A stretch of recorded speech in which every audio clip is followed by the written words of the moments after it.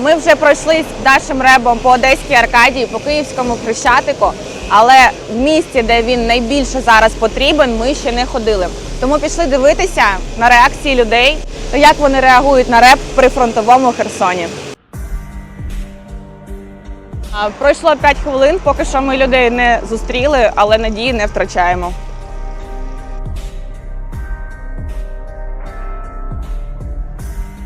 Друга година дня, на вулиці немає жодної людини. Тільки пару авто.